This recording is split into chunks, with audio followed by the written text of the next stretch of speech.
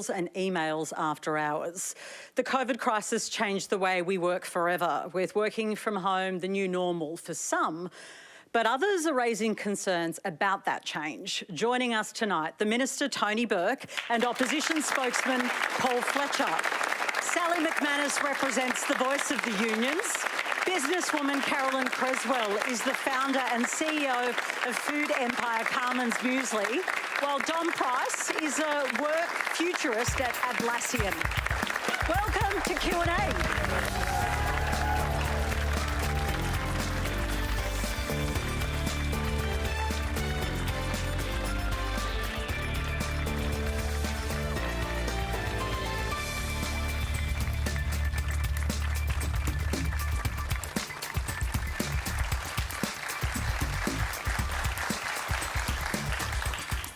Hello, I'm Patricia Carvellis. I want to pay my respects to the Wurundjeri people of the Kulin Nation on whose land we are meeting.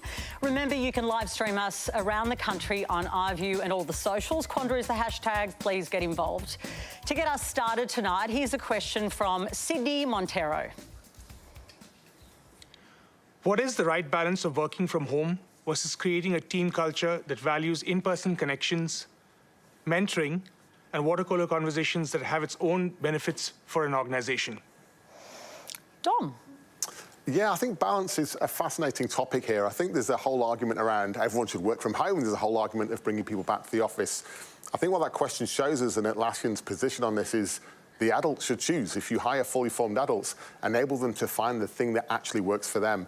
We haven't got, I don't think we have a single person who works 9 to 5, Monday to Friday, and we've got a few people that work from home, but it's an 11,000 person workforce spread all over the world. Now, the important thing in that question is connection. There is the human side to work that we cannot forget, and often that means we come together. We have a thing called intentional togetherness, where we bring our people together wherever they are in the world to spend that time to build connection and belonging and a sense of achievement together. And do they have to do that physically? They have to do that physically, and it's 3 or 4 times a year. It's not a huge impediment, but we find the majority of the time, knowledge workers, and we are privileged to hire knowledge workers, can actually operate from anywhere. They are untethered from the office and have been for years. Carolyn, how does it work in your business? Yeah, well, I think what Dom said is just incredible. It's very similar. I think, though, that there is a human connection, and we find that a lot of people want to come back to the office because they actually enjoy it more. Often people say, look, it's convenient to work at home, but did I love that day working from home? Whereas often we're finding people who come into the office say, you know what, I actually had a great day at work today. Yeah. So it's building that culture and the sort of camaraderie that I think is super important. Do all your workers work in the office, or do they work at home? Well, it's very similar. We don't have anyone that works 9 till 5, you know, Monday to Friday. But when they're at work, whatever times they are, where are they physically? So sometimes at work, sometimes in the office, sometimes at home. And we also have a work from holiday policy. So sometimes when people are going on holidays, we say, if you want to work half days from holidays, we allow them 5 days a year to work wherever they are in the world. Work from holiday? Yeah. Sounds relaxing. Yeah. What's the benefit of working from holiday? Well, because for school holidays, you might say, hey, you know, my family wants to go, you know, we're going to go to Bali for 10 days, but I'm quite happy to work 9 till 12. And I'm happy to keep up, or they might do that 3 days a week just to keep on top of my workload. And that's 5 days of the year that they haven't had to take out of their leave policy. And it's been super successful for us. Yeah. Sally, how is this looking in terms of industrial rights? Because the union movement's actually pushing for workers to be able to demand the right to work from home. Well, I think it comes down to a bit what they were both saying. Number one, work from home. For those who can, I've got to remember heaps of jobs you can't, but for those who can, is here to stay. It absolutely is. And it really comes down to good negotiations, not one-way negotiations, negotiations that take into account the protections you need to have for workers as well, because we don't want a situation where it's some people that are expected to work from home, for example, women, and that it entrenches, you know, a whole lot of inequities that way too. Also, if you are the one that's working from home and you're not seen in the office, you're going to miss out as well. Some of the things that have been said about culture are true, but there's an assumption to say too that you can't build that online if you work really hard at it as well. I think there's it is very important to bring people together at times as well. But if you negotiate this, and unions are doing this all over the country in agreements, it's a two-way street, not just a one-way street. But you're pushing for an appeal to the Fair Work Commission for some workers, right? Where it's reasonable. So that would be the point. So give me a scenario that you think there should be a right that currently doesn't exist. Well, there's some workplaces where you'll have some of the workers working from home and an employer might say, no, I'm not going to let you do it. Well, I would say that's unreasonable. If the workplace already has been shown that it can work and an employer's just deciding to say no to you, you should be able to appeal that. That's what we're after. OK. And Tony Burke, is that something you support? Does the government support workers having greater rights to demand working from home? Yeah, one of the things in the first major bill that we brought in within those first 6 months, Secure Jobs, Better Pay, most of the attention went to multi-employer bargaining. But one of the things we put into that bill was to change it so that workers didn't just have a right to ask, it couldn't be unreasonably refused. And to start to get rights where that could be contested in that way. Now, as Sally said, there's lots of jobs where you'll never be able to work from home. I mean, my part of Sydney during the pandemic, during lockdowns, the virus kept spreading and people said, oh, people breaking the rules there. And it was, no, they have jobs you can't do from a laptop and they have to physically go to work. So there's lots of jobs where it won't be possible. But where it can work, even... Look, there's one thing I think we learnt during those really tough couple of years was that a whole lot of things that we thought were impossible actually work for everybody. And that's really opened up a lot of conversations. A lot of murmurs of agreement in the audience. Paul Fletcher, should it be a right that's further entrenched for workers? Well, clearly what the pandemic triggered was that it made us all realise that number one, there was the broadband connectivity. Number two, we all had the devices. Number three, there was the software. You know, we shouldn't forget that 20 years ago, it wasn't technically possible. No. So it's all changed very quickly. In fact, there was a book written in the late 90s called The Death of Distance, which predicted what, in fact, took until about 2020 to happen. So sometimes the rate of technological change can be so quick that we don't even notice how much things have changed. And it does take a little while, I think, for human behaviour and human choices to adapt. We've learned about the strengths of working from home, working remotely, but some of the downsides, I think for younger workers, I think it's quite challenging because one of the ways that you learn in the workplace is by observing others, by those informal interactions. And I certainly observed some younger workers, I think, really struggling during the pandemic where they were told to work from home, but they really hadn't been able to build up their networks within the company. So I think it works very well for some, not so well for others. And I think the principles that have been talked about in terms of choice are sensible ones. And let's bear in mind, most workers and most employers work it out without the help of a union because only 8% of private sector employees are members of a union. OK. On that question of Except women... we negotiate it for everyone, whether they are or whether they're not. Whether they want to have you negotiate for them or not, yeah. OK. Well, no, everyone gets to vote on an agreement. Yeah. Like there's 360,000 extra Australians covered by agreements compared to what there were a couple of years ago. Like a lot of this is happening. None of which changes the fact that there are plenty of people who can work it out without the help of unions. Look, unions have a role in society, but what you're determined to do is try and force unions into a bigger role through using legislation. That's not true. That's just ridiculous. Completely so true. ridiculous. Yeah, we are.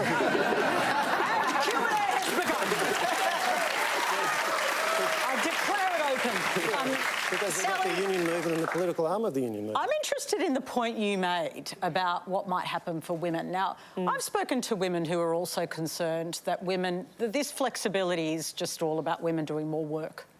Well, situations where there's an assumption, oh, the people who are going to want to work from home are those who are going to be responsible for childcare. And so, in a way, it's entrenching that it'll be women that will be doing that are more likely then to miss out in lots of other ways and not change those roles as well. So we've got to consider that when we make decisions around this and when we negotiate it, workers with employers, that there's some of the issues that get brought to the fore because, things can advance society and make things better for everyone or they can take us backwards. So there is actually, in your view, a risk with this? Yeah, absolutely. Absolutely. It's not, I'm not saying it's a panacea.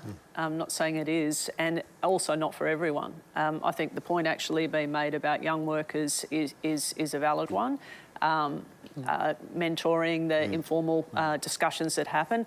But all of those things are also a mix, and a lot of the places where we've negotiated agreements, it's been hybrid, and that's allowed sort of the best of both worlds. I think people living in a lot of our big cities have to travel a long way to work, and with especially having to pay for petrol, there's a real benefit working from home. Next we'll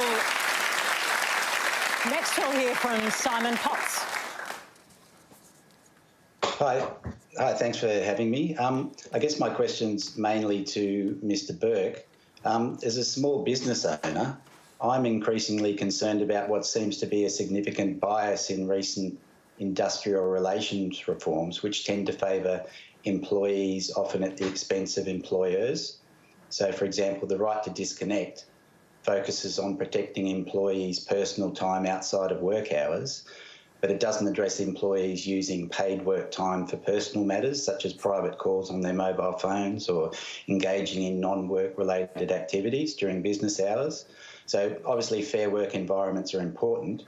So how can the government ensure that its policies support both the workers and the small businesses that employ them? Tony. Yeah, thanks very much for the question. There are common interests. There are common interests there. And one of the things where the question goes to the example of, what if someone's using their work time for personal use? The employer already had, and has had forever, the power and the right to crack down on that if they're not happy about it. The right that wasn't there was if the worker was being unreasonably contacted outside of work hours, outside of paid hours, to be able to push back. Now, effectively, the right to disconnect just takes us all back to the right to our own time that people had, say, 20 years ago. 20 years ago, if someone was on call, they carried a beeper, and if the beeper went off, they'd use someone's landline and they'd call in. And you knew you were on call and you were paid an allowance. Then, all of a sudden, we all started carrying our own beepers. And it started to drift so that you've had a situation where a lot of workers are being unreasonably contacted constantly and didn't have the right to push back. So what this right means, the employer is still able to reach out, but the worker has a right that catches up with modern technology, where they can now say, that email can wait till Monday. But obviously, if there's something that's urgent, if you're the only person who's got the alarm codes or the give and take that's normally there, then you're going to respond. But if it gets out of hand, there was a right for the employer always to crack down on what happened during work time. Now, for the first time, there's a right for the worker to defend their off time. Simon, a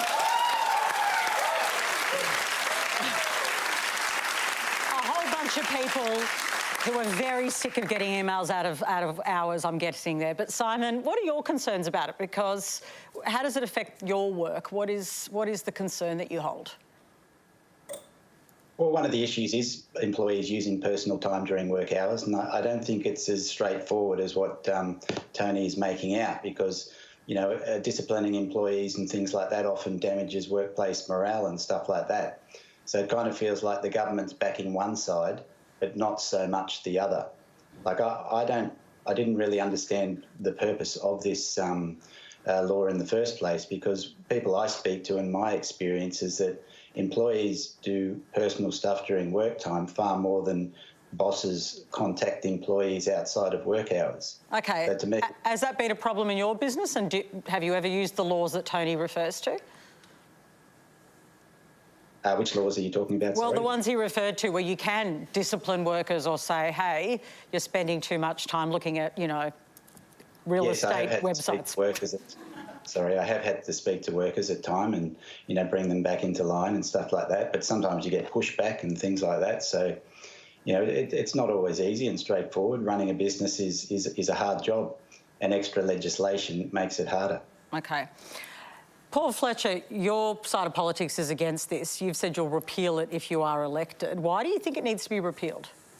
Well, firstly, whenever Tony uses his reasonable voice, be very be on alert, frankly, because, you know, he said, oh, well, if somebody's got the codes, it's fine.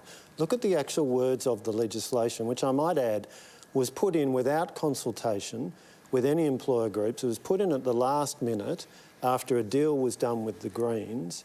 There wasn't proper consultation on how this is going to work. So it's not even clear, for example, if an employer texts somebody to say there's an extra shift tomorrow or next day, do you want to do that?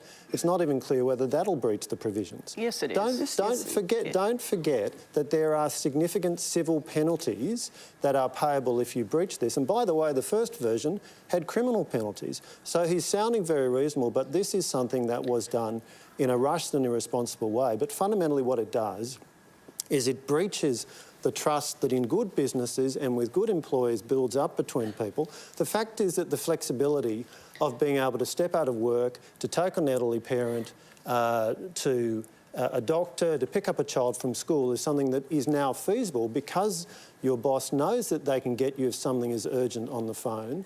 So many of those flexible arrangements people have arrived at in a very sensible fashion. This rigidity will add cost, add complexity, and we'll see good businesses incurring costs and being, frankly, discouraged from treating employees with the flexibility that many of them already do. Paul, do you think people should work for free? No, I don't think people should work for free, and I don't think that's, frankly, a very, you know, putting words in people's mouths is not a good way to deal with a serious issue. No, I don't think people should work for free. Of course I don't. No, neither do I. We've got to go back to the root cause here, which is there's like a second epidemic of burnout. And I think what we're trying to do is to protect workers, right? If we think about protecting workers and saying, do we have a fair balance of work and remuneration and reward and a fair amount of personal time to do your own thing, I think the intent behind the policy is great.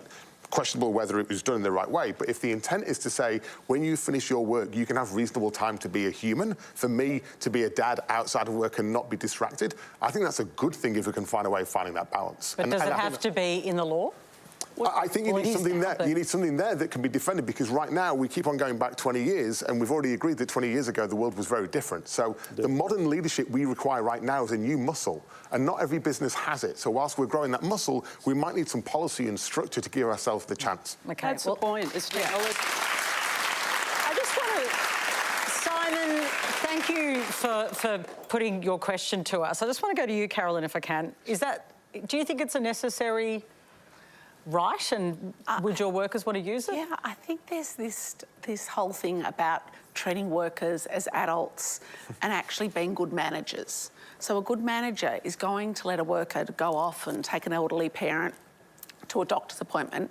But, you know, I have a signature, and lots of people, we give everyone at Carman's an option to say, I've sent this email at a time that suits me. I don't expect you to reply until it's a time that suits you.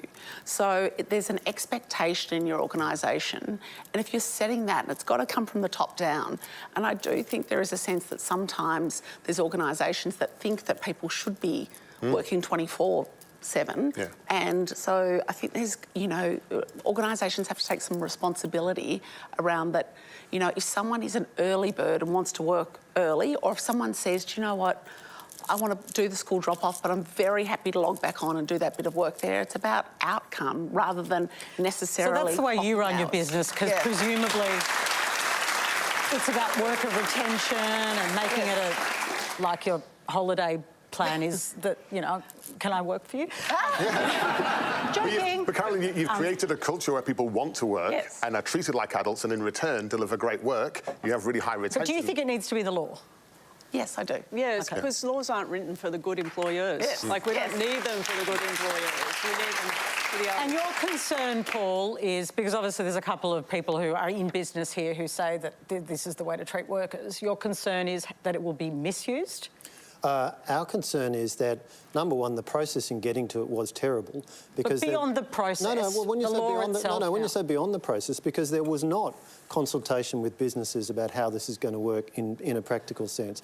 But secondly, despite the minimising tone from the minister, the simple fact is that companies that breach this, employers that breach this, are exposed to civil penalties. There's nothing in it which talks about, oh, well, it's fine if it's a code that's urgent. Nobody's disputing the principle that there are times that people are employed to work for, and there are times when people are on their personal time. But if they're being interrupted, this gives them the right. But the question is whether it is desirable to bake that into the law with all of the rigidities that come with it in a way that was not properly considered, not properly consulted on. But what's the worst case scenario? What could happen?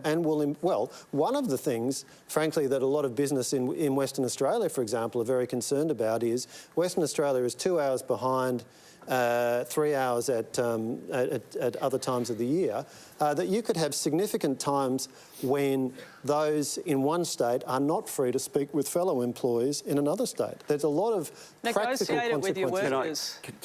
The West Australian example became very prominent because it appeared on the front page of the West Australian newspaper as a problem that would hit West Australian businesses.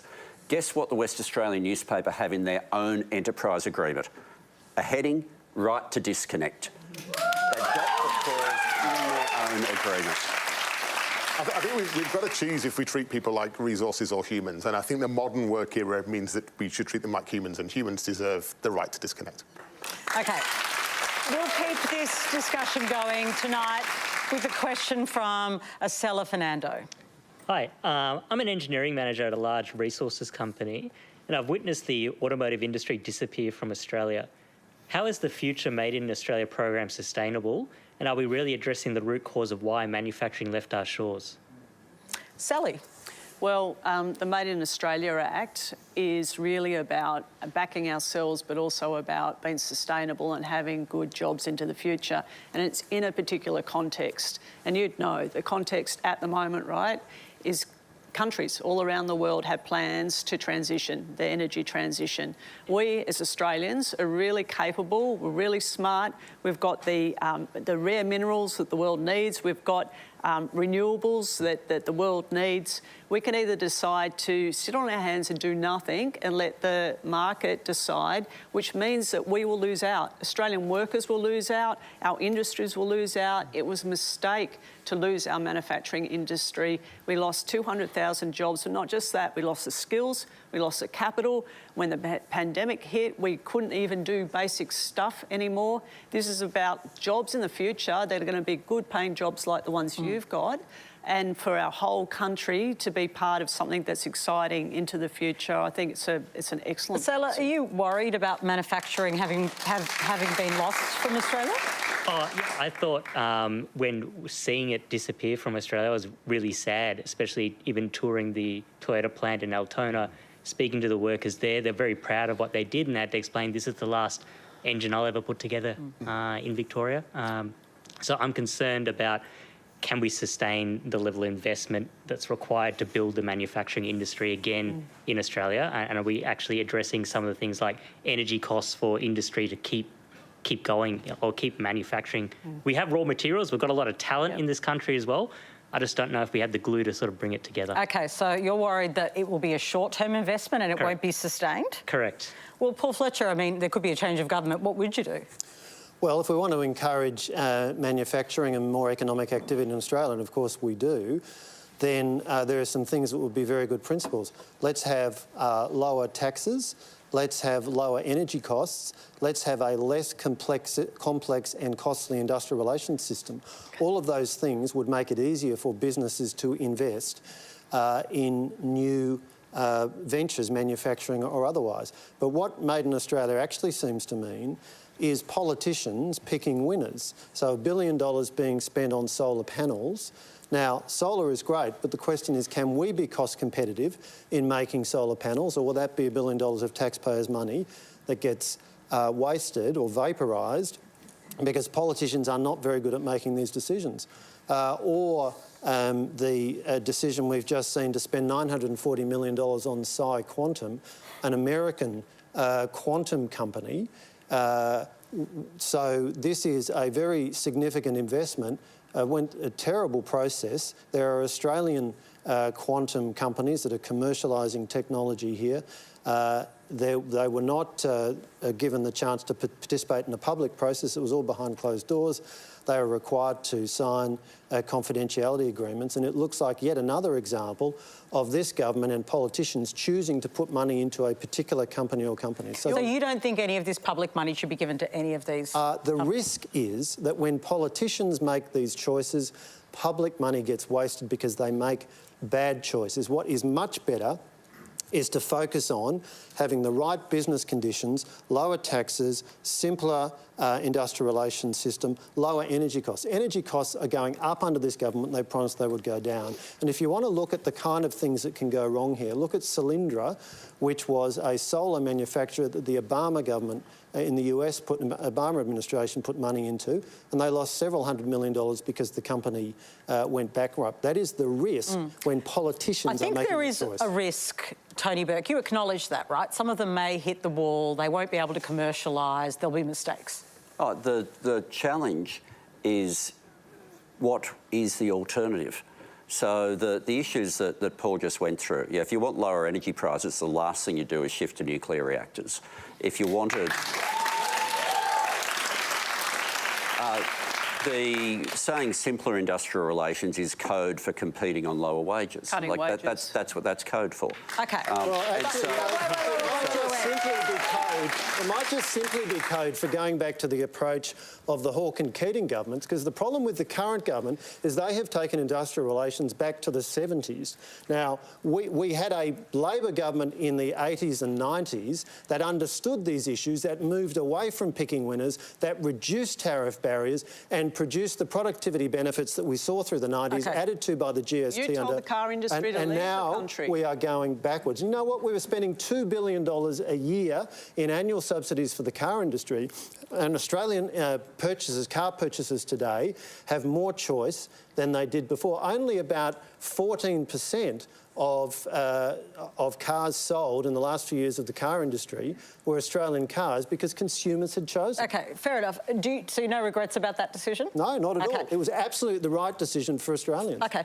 Tony Burke, my question was specific, which was, do you accept that you may waste public funding because you end up investing in things that don't work out? I don't accept it to waste, because what you end up doing across the entire suite of investments is making sure that we make things here again. If a government, as the previous government that Paul was part of, could make an active decision to tell industry to leave our shores, which is what the car decision was. That is completely wrong. Yes. All we did was said, we're not going to give you a subsidy. Okay. No, if you want to Joe keep Hockey building stood and up in making question money, time and told them to leave. I was in the room, you were in the room, it was all on television. I think I was in the press gallery watching. Carolyn, you employ lots of people and you make stuff. Yes, I make stuff in Australia. And people eat it. And... So, the question is, would you have enjoyed one of these grants? Yes. And so what I want to say, I started my business 31 years ago. Everything I have is made in Australia. We export to 32 countries now. And that would not have happened without the government support. Austrade supported me in all of these trade shows. They have supported me for 30 years in getting our export business to where it's got to. So that's for the international market? That's for the international market. But in terms of a start-up to get it going, did you do that alone, or was that government help? That was government help. That government has helped me for 30 years in getting our export to where it is now. And nobody's questioning the wisdom of things like the export market development grants, which I think is the Austrade policy you're talking about. And, you know, Atlassian will also talk about, I'm sure I've heard Scott Farquhar talk about it, how important that was to the growth of Atlassian. So targeted investment to support private businesses that are building and then to do specific things like assist them to approach export markets makes sense. Spending $940 billion to take a punt on an unproven technology, yes, they're well advanced in terms of the research, but nobody knows which way quantum is going to go. Intellectually, I wonder, what is the difference, though? It is public money going to I think we need to, at some point, ground it in 2024 and ahead. And I think we can look back, but if you look at today, Atlassian's a manufacturing company. We don't manufacture things, we manufacture software, right? 95% of our sales are around the world, and we have a huge Australian presence in doing that. And so when you look at the R&D tax benefits, you look at the amount of venture capital that's been invested in the last 20 years, Atlassian, Canvas, Safety Culture, CSIRO, huge amounts of organisations have benefited from that. And so I think we need to take an approach to the future of work, future industries, future technologies, and say, where does it make sense to place a bet? And I think we have to do that now. Atlassian wouldn't exist without the government decisions that got made 20 years ago. I'm not a politician. I won't be in my livelihood. You want to remain a happy person. Yeah. I've chosen happiness instead. But the interesting thing is we have to find a way of placing sensible bets. And I think some of them, we can redress them as learnings, reframe them. There will be mistakes along the way, but we have to look at future tech, and it's going to be complex. OK, so you think it's an investment worth making, but there are risks. There is no sure thing right now. If you look at artificial intelligence, you look at the rate of change in technology, I'm a futurist, I do not predict the future. We cannot. What we can do is start to look at directional things that are happening and place those sensible bets and nurture them. Right? That's why we have great leaders in power that we appoint to say, do this on our behalf. But we can't keep on looking back 20 years or 25 years or 30 years and think, I need people to clock in and clock out and everyone's at home. Like, we're living in a different era now, and we have to face into that so that we can compete on a global scale. We're not in a local market anymore. Sally? There's also a big risk doing nothing. Like, that is actually a decision as well, doing nothing. And that is a risk to us in terms of jobs that we will lose, that won't be here. These will be jobs that are well-paid jobs. This is advanced manufacturing we're mainly talking about. The knock-on effects for that for a whole generation, and of course, the energy transition. Like, if we don't do those things, the risks and the costs will be much higher. OK. A different topic now, and I'd like to bring in Frank Gaffer. I've seen both the sites at both Monash and University of Melbourne, and the encampments there are peaceful. These protests are no different than any protests against war in previous decades at universities. And so my question is, why can't we acknowledge that the imminent ground invasion of Rafah would be in a violation of the ICJ's interim judgment in January to protect Palestinians in the occupied Gaza Strip from genocide? And why aren't our media focusing on what can be done to stop that, rather than stopping peaceful student protesters? OK. And those deliberations are still going. Those ICJ deliberations could take years. But it's a really interesting question about, well, it's twofold, as I hear it, about the encampments across the country, but also the impending invasion of Rafah. Yeah, and a whole lot of this has been unfolding today. We're gravely concerned and gravely worried about this. The foreign minister's put out a statement probably after a lot of you left to come here tonight, saying again for Israel to not go down this path. There's 1.3 million people in a very small area who went there because they were told it was safe. And there is now serious hunger issues. The concept of telling 100,000 people now up and move, there are huge risks with this. I haven't met anybody who doesn't say that they want the hostages released. People want the hostages released. But it has to be possible for us to say the toll on civilians needs to stop. And the only thing that I'd add to what you say about the media coverage, part of the problem that we have around the world with the media coverage is the reported death of something like 100 journalists, or killing of 100 journalists, means getting accurate information on the ground in the way that it would ordinarily be possible isn't happening there at the moment as well. OK. On the encampments, which have become very, very politicised, the coalition, I'm going to go to you, Paul Fletcher, on this, but has called for them to be broken up by police. Tony Burke, do you support that? No, I think we have to have peace. We have to allow peaceful protest. It has to be peaceful protest, and when I say peaceful, that doesn't just mean non-physically violence. There ought not be hate speech either. All of that matters. OK, some Jewish students are saying they're concerned about some of the slogans, from the river to the sea. There are others. Do you think they're problematic slogans? Oh, that slogan is something that I wouldn't use because I support a two-state solution. And that while some people who use that slogan say that they support two-state, it's usually taken by people to not mean that. Historically, it's been used since the 1970s, sometimes by, like the Likud Party have used it as a slogan in slightly different words, but effectively the same slogan, to say it should all be Israel. If it's used to say the whole area should be one state, that's not our position. We believe in two states. When I think of hate speech, though, I think of some much more horrific direct comments that have been made, which obviously I'm not going to repeat on television.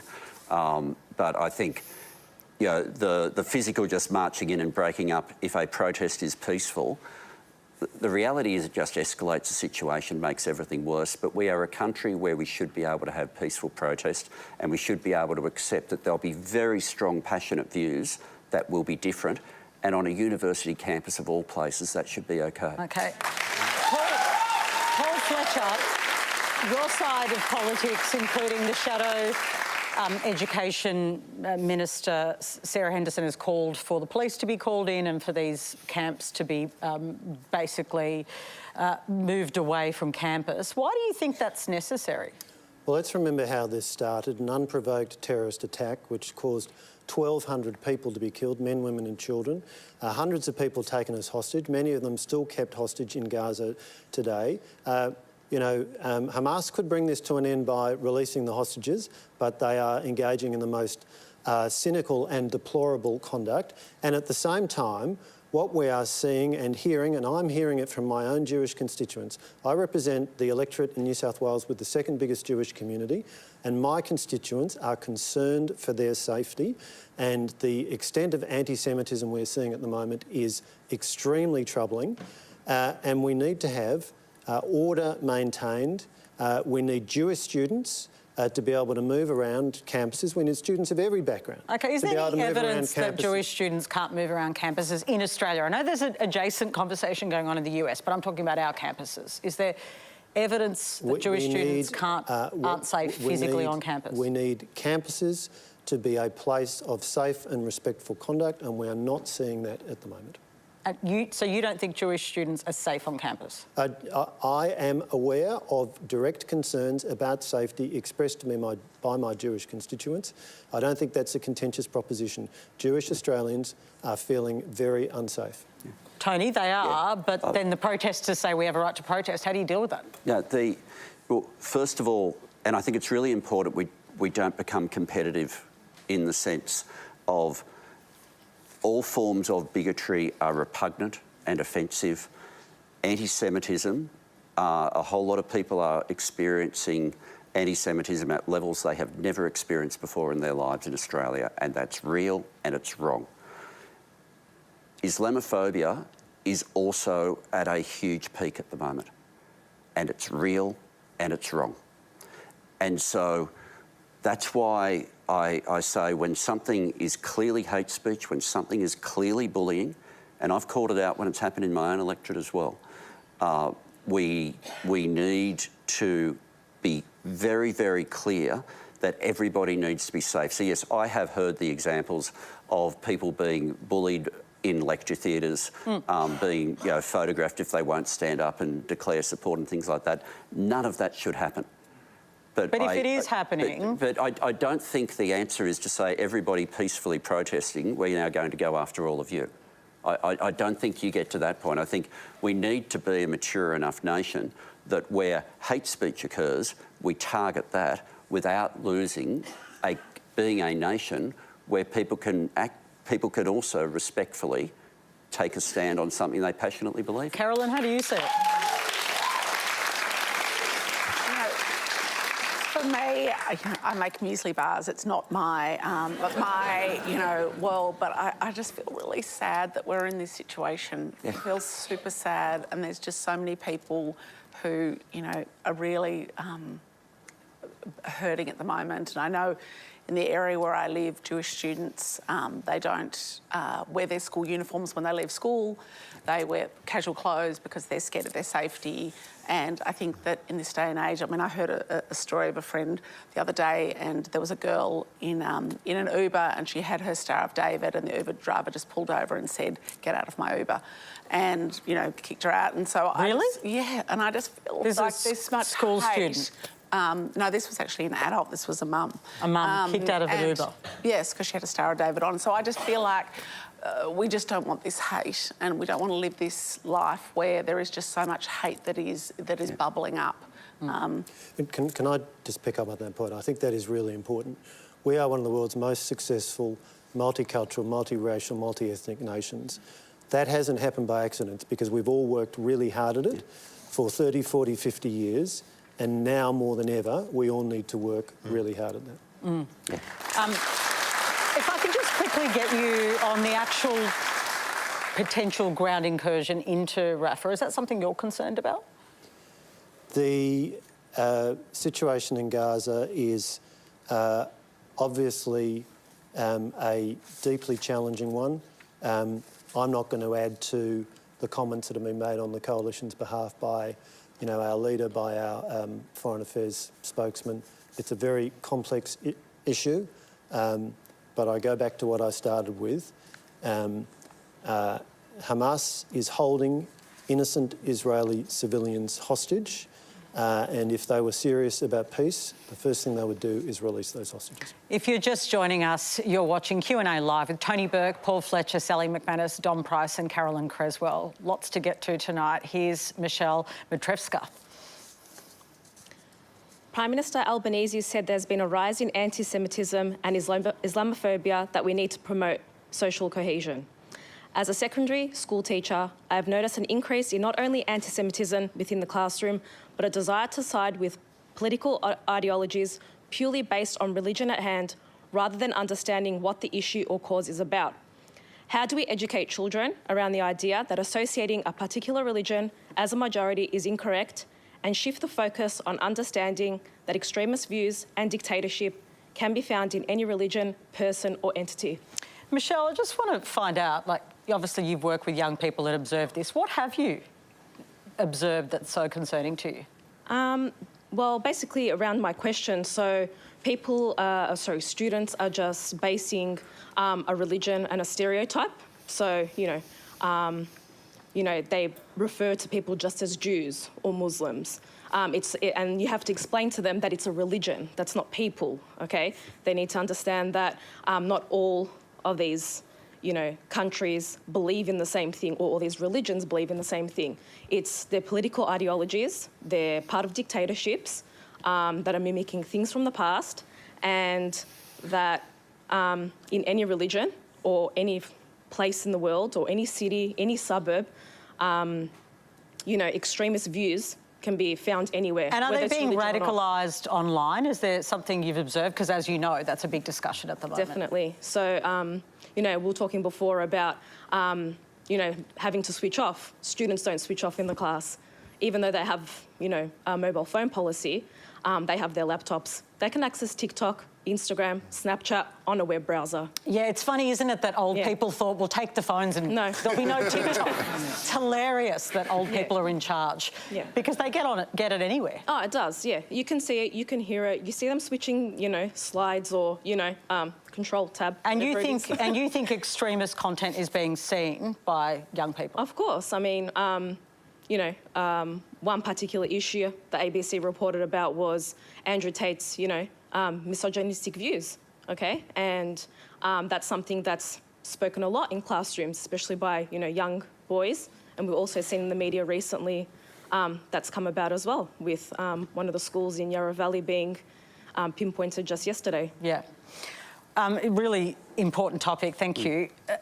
Paul Fletcher, if I could just get you on that, because you've been coming up with some ideas around the online treatment of this. Do we have to be tougher regulators to stop young people being radicalised, whether it's misogyny or, Islamist extremism or whatever it might be? When we were in government, we had a series of things that we did. We introduced the e-safety commissioner. We introduced laws against so-called revenge porn, which is a terrible and very unfair term. And we introduced the Online Safety Act in 2021, which brought together a number of the powers that already existed. So the E-Safety Commissioner plays a very important role. The principle must be that the rule of law has to apply online as well as offline. And do we need tougher laws online? Well, you know, there are very significant powers that the E-Safety Commissioner has. So, for example, she can issue an order in relation to violent content, so-called Class 1 content, or the equivalent if it was, say, a movie, something that would be given a refused classification for extreme violence. Right now, of course, she's issued one of those orders against X, formerly Twitter, and that's going to be tested in the court. The next court hearing is on Friday. So I'd argue that there are pretty extensive powers that she's got. Some of these are in early days of being exercised, and so the court process will test the validity of those powers and the particular And if we exercise fail, do we need to beef them up? Well, let's see how it plays out first. Well, you'd like us to win? We certainly back the Safety Commissioner. Yep. We established that office. We think Julian McManus is doing a good job. But some on your side say it's gone, there's too much attacks on freedom of speech. That's not your view? No. You do need to carefully balance up freedom of speech, and we were very careful in the drafting of the Online Safety Act, and I believe that the powers that are there are important. And the key principle is, if we have a regime, as we do, to regulate the kind of content that you can see in movies or on television, and certain material which is so violent or so sexually explicit that offends community standards, is rated R or is rated X or is rated refused classification. We can't just say, oh, well, on the internet we won't worry about any of that. That's not acceptable. Now, how you achieve that has been hard work for governments over quite a few years, because the internet exploded out of nowhere in the 90s, and very quickly you had 1 billion and then several billion people on it. But governments have been slowly catching up, and the Australian Online Safety Act is part of that. OK, and you, just quick answer on this. Do you want to get to a bipartisan position to try and deal with some of these issues? Oh, I don't take issue with what Paul just went through. I mean, the challenge is exactly what Paul just said at the end there, which is you are technology will always move faster than legislation. Well, and yes. the end point here is, you know, for a whole lot of these different forms of horrific content, it's not just do you want to make sure that you don't have young eyes in particular on them, or any for some of the content, but how do you do that? So there's trials that we're now running, but yeah, it's a race, but it's important. It's really important. I want to hear now from Marie Hereth. Today there are a myriad of artificial intelligence platforms to enable or possibly replace positions. What could the workplace look like in the next 12 months if organisations and people adopt AI? Sally, are you worried about this? I think that AI is going to make a big impact on jobs and on workplaces. It's hard to say where it's going to end up, but it is something that we are concerned about. Going on from the previous conversation, technology in itself isn't good nor bad. It's about how it's used, and it's about what protections we put in place. So social media could be good, or it can also be bad. I think this will be exactly the case with AI. If we just leave it to the tech billionaires and to governments overseas, as we've seen, to make up the rules about what we see and how we see it, or for this matter, you know, how it's programmed, what data goes in, what decisions it's allowed to make, and we don't say we need to put humans at the centre of it, in this case workers at the centre of it, it won't drive good jobs. It could do things like de-skill people. It could mean that, you know, the machine will decide that you're sacked, not a person. And so we need to make sure as a country that we're putting workers' voices at the centre, first of all, because if we're not heard if workers aren't heard in all of this, it will be basically the tech billionaires that will make the decisions, and I can tell you those decisions will be in their interests, which is fair enough, not in the interest of people. So we should be prepared to legislate where necessary so that, you know, the people's voices are heard on this, to make sure it ends up being a good thing for us, because there's a lot of good things possibly with AI, a lot, and we want to see us go that way, not the other way. Dom, is there going to be mass redundancies in our country? Yeah, I think we need to move from with AI, it's here. I used it this morning. I returned from the US. I missed a whole lot of meetings last week. I pressed a button. It summarised those meetings and gave me a 5-minute digest of a 1-hour meeting. So amazing. It exists, right? I think our challenge is twofold. One is, how do we understand the use cases so that we can get benefit from it, right? And that benefit needs to be for society, for humans, for families, for workers, right? We live in a capitalist society, for business, for the economy. Like, everyone needs to benefit. And I think we sometimes stray down one. How can we make ourselves more productive and better markets? And we forget about the humans that should be very much part of the consideration, and so far haven't always. I think the real challenge, though, is if we approach this as Australia, we'll lose. It's a global market, right? So we can make some great rules locally that protect ourselves. If that means we can't do business on a global scale, we're going to miss that. Now, the question was about jobs in the next 12 months.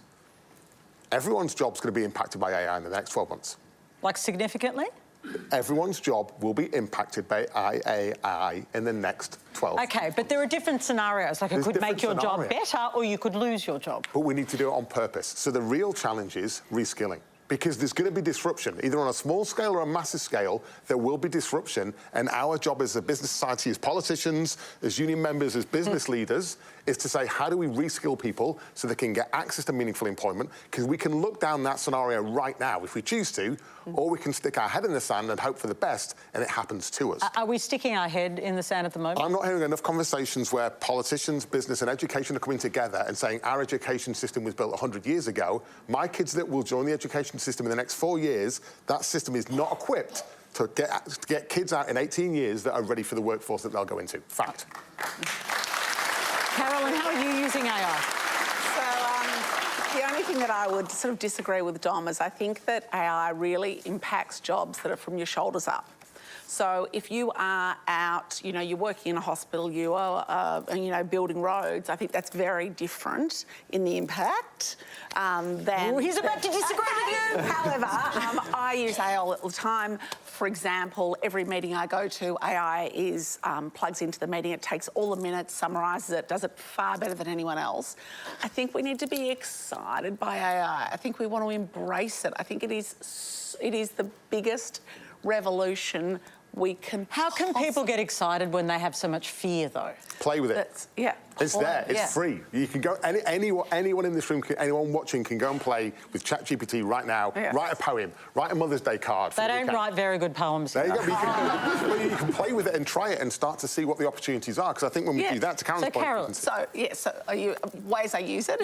So it does all your minutes. For example, if you're doing a position description, you'll say, well, if I was wanting the role to be a financial controller, what would a position description look like? If I was wanting it to be the CFO, what would it look like? And then you can sit down, you might have given it 3 different positions, and you'll say, this is the difference if I hired this person to hiring this person. That's what, I mean, that's one of the big things that we use. Putting a speech in is unbelievable. You'll say, make it funnier, make it shorter, make it, you know, it's unbelievable at speech writing. So I am a huge fan. Does that mean we're going to end up seeing speeches that have actually been written by robots? Definitely. But, They're going to be boring. Do you worry about that? Can I just add that I think the idea that we had an era before AI and suddenly AI has arrived, I don't think that's quite right. We've actually been using it for quite a few years. Predictive text on your smartphone is AI. And there are already great Australian companies that are doing things that couldn't be done before. It's a company called Harrison AI, which supports radiologists. So the scanning process, you know, there's a backlog of scans in public hospitals. You go and have your scan, then it can take a while before a radiologist gets to it.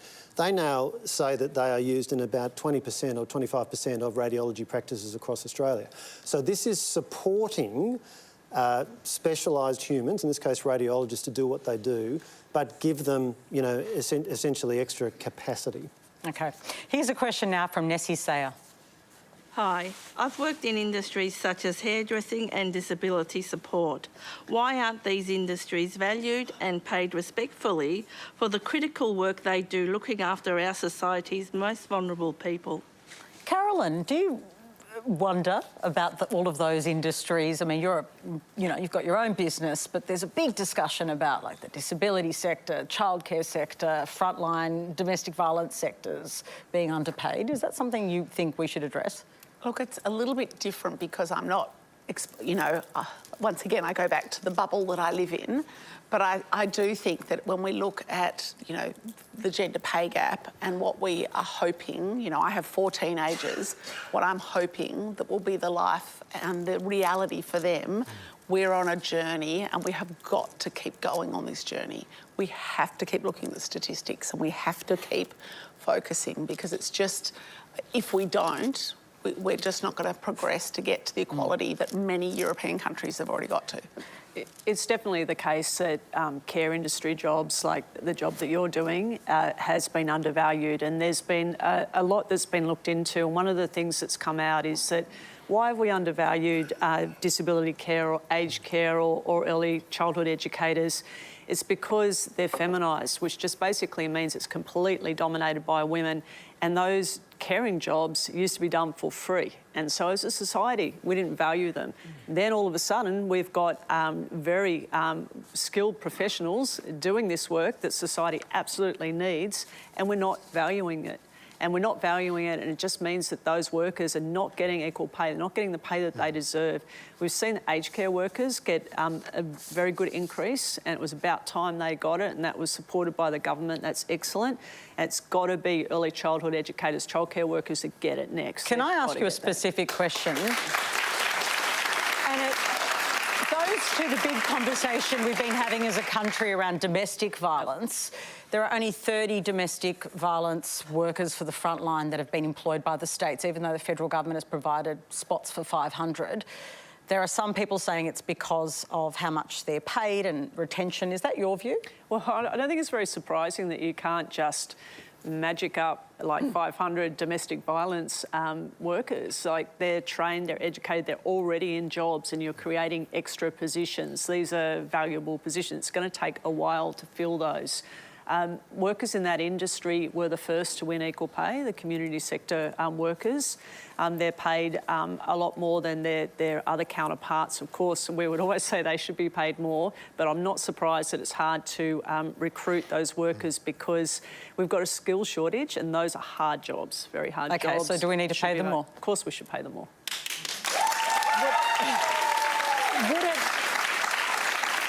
Would it mean that we could employ more of them faster?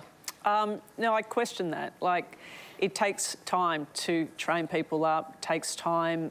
There's, a whole demand for people in this area right across, hospitals and the community sector elsewhere. I don't think it's surprising it takes a while to find skilled workers. Okay. Our final question tonight is from James Lee. Hi, James. Hi. I worked at an IGA from when I was 15 to when I left school at 18. Despite working there for 3 years, I didn't earn a single dollar of superannuation because workers under 18 don't earn superannuation unless they work more than 30 hours a week. My question's for Tony Burke. Is the government going to commit to making sure super is paid on every dollar a young worker earns?